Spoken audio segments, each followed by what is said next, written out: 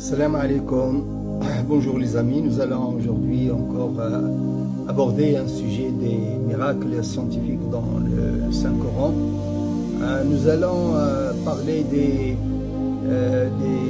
significations du mot as-sama, le ciel. Le ciel abordé, le sky, abordé dans le Saint-Coran. Il faut normalement mentionner que ce mot a été répété à peu près 120 fois, as-sama, et à peu près 190 fois en pluriel, as-samawat.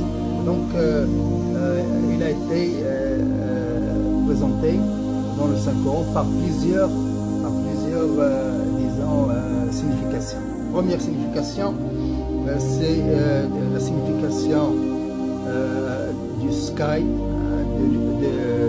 du ciel, comme univers. Comme univers qui signifie la totalité de l'univers qui a été révélé d'une seule masse, d'une masse unique. قل سبحانه وتعالى أولم يرى الذين كفروا أن السماوات والأرض كانتا رتقا ففتقناهما. Tout ce qu'on voit dans le ciel était une seule masse et a été séparé, c'est bien clair, en Surat al-Anbiya, c'est très clair.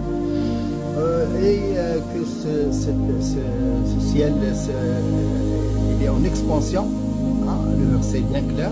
السماء بنيناها بأيد وإنا لموسعون. On le fait, il est en extension. Mousi'un, c'est en extension. Et c'est un bâtiment. Il est bâti. Sama'a bina'a. Bina'a, c'est-à-dire c'est une construction. C'est une construction. Et aussi, il est formé d'une association très étroite de galaxies. والسماء نسيج محبوب, نسيج un tissu très disons serré, très ordonné, très serré, très disons parmi une construction. C'est ça en général, disons, la signification, la première signification. Deuxième signification, c'est le ciel comme sept parties. Cette partie, c'est une signification qui est en liaison avec les 7 couches de l'atmosphère. Bien sûr, lorsque nous entrons dans disons, les références qui existent jusqu'à maintenant, ils ne disent pas qu'ils sont 7, ils disent qu'ils peuvent être 9 ou 5, la majorité disent 5, mais on peut donner 7 selon disons, les caractéristiques des couches. Parmi les 5 qui normalement sont très connus, on peut citer disons, l'ozone. C'est une couche indépendante, l'ozone. Il a des caractéristiques indépendantes. Il a des fonctions indépendantes et qui normalement protègent la Terre de façon caractéristique. Donc de cela, il faut séparer les concepts qui se sont donnés dans les hadiths de Mi'raj, où disons Jibril a demandé la permission de l'accès dans le premier ciel. Il l'a demandé aussi dans le deuxième, pour pénétrer dans la deuxième, dans la troisième, dans la quatrième, et ainsi de suite. Donc, il a demandé 7 fois la permission pour passer dans ces 7 cieux que nous ne connaissons pas, et que le prophète Mohammed sallallahu alayhi wa sallam, c'est lui qui nous a donné l'information sur disons, la constitution de ce monde qu'on ne voit pas. C'est normal, bien sûr. Nous aussi, au XXIe siècle, tout le monde dit que disons, l'univers est constitué de 95% de matière invisible et d'une énergie invisible. Donc ça c'est autre chose, c'est un autre monde, c'est un monde qu'on ne voit pas, dans lequel il y a le paradis, il y a d'autres formes de vie que nous ne pouvons pas, voir par nos télescopes et par nos moyens sur Terre.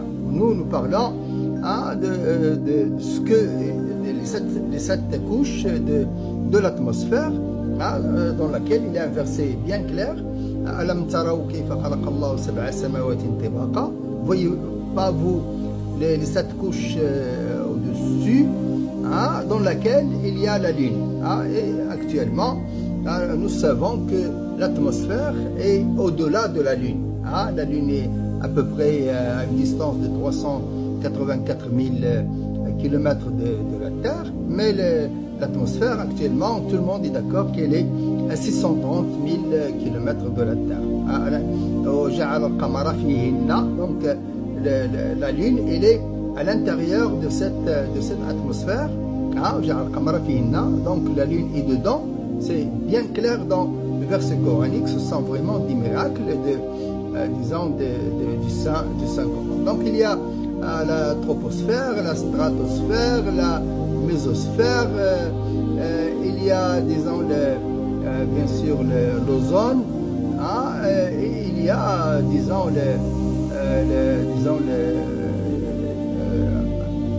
parmi les 5, on a ajouté l'ozone, et on peut ajouter la magnétosphère, les ceintures de Van Allen, les derniers, qui sont le vrai choc, le vrai parachoc contre les vents solaires qui viennent à la Terre. Ils protègent la Terre. Le premier parachoc, ce sont les ceintures de Van Allen, c'est la magnétosphère, et qui normalement nous protège des vents solaires. Ce sont des 7 cieux qui sont essentiels, dans notre vie sur Terre. Alors là, on passe aussi de ce concept de cette ciel, on passe à au concept de As-Sama' Raja. C'est dans Surat At-Tariq où le ciel est mentionné de retour. Et nous savons maintenant que l'atmosphère fait retour à l'extérieur et même à l'intérieur. À l'extérieur, elle fait retourner l'excès de la température, et elle fait retourner les rayons nocifs, aussi il fait brûler les pierres qui viennent de l'extérieur, et de l'intérieur il fait l'effet de serre. L'effet de serre, il fait retourner la température pour qu'il fait l'équilibre de la température sur Terre. Alors là, c'est un autre concept, il y a un autre concept aussi en liaison qui dit que le ciel est protégé. Bien sûr, notre ciel, notre atmosphère, elle est protégée. S'il n'y avait pas de ce parachoc de magnétosphère, il serait détruit. Il n'y aurait plus de vie sur Terre.